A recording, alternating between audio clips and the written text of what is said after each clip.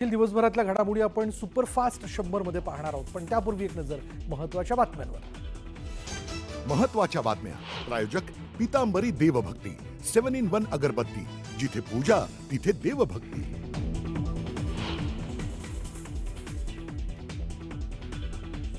मुंबई महापालिकेच्या निवडणुकीपूर्वी ठाकरे बंधूंना मोठा धक्का। बेस्ट पतपेढीच्या निवडणुकीत ठाकरेंचे सर्व उमेदवार पराभूत। शशांकराव यांच्या पॅनलचे 14 तर प्रसाद लाड यांच्या समृद्धी पॅनलचे 7 उमेदवार विजयी।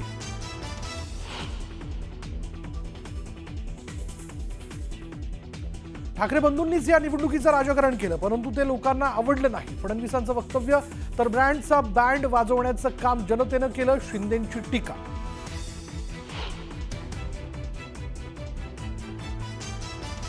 राज्यात 25 ऑगस्टला वराह जयंती साजरी करण्यात यावी, मंत्री नितेश राणे यांचं मुख्यमंत्र्यांकडे मागणी। शासनामार्फत विविध कार्यक्रमांचं आयोजन करण्याची ही विनंती। गृहमंत्री अमित शहा यांनी लोकसभेत 130वे घटना दुरुस्ती विधेयक मांडलं।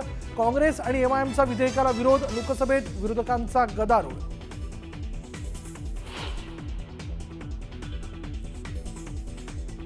वोट चोरीचा चुकीचा आरोप केल्याप्रकरणी सीएसडीएसच्या संजय कुमारांविरोधात नाशिकच्या सरकारवाडा पोलीस ठाण्यात गुन्हा दाखल। निवडणूक आयोगाच्या तक्रारीनंतर दाखल करण्यात आला गुन्हा।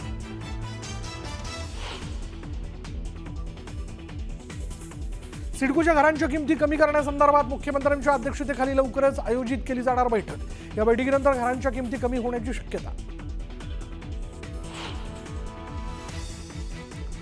मुंबईत पावसाचा जोर ओसरला, मात्र उर्वरित महाराष्ट्रात पावसाचा जोर कायम। धरणातून विसर्ग सुरू असल्यानं प्रशासन अलर्ट मोडवर। विजेच्या तारेला स्पर्श झाल्यानं एकाच कुटुंबातील 5 जणांचा मृत्यू। जळगावच्या वरखेडे गावातील धक्कादायक घटना। कानात हेडफोन लावून पावसात प्रवास करणं बेतलं जीवावर। हायटेन्शन तारेचा शॉक लागल्यामुळे 17 वर्षाच्या तरुणाचा मृत्यू। लोकांनी सांगून देखील दुर्लक्ष केल्यानं गेला जीव।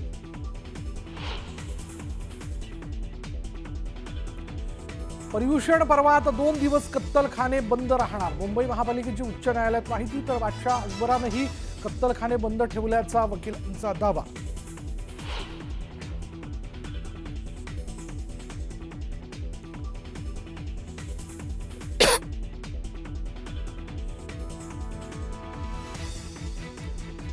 आणि दादरच्या कबूतरखाना आंदोलन प्रकरणी 150 जणांवर गुन्हा दाखल केलेल्यांमध्ये 50हून अधिक महिलांचा समावेश।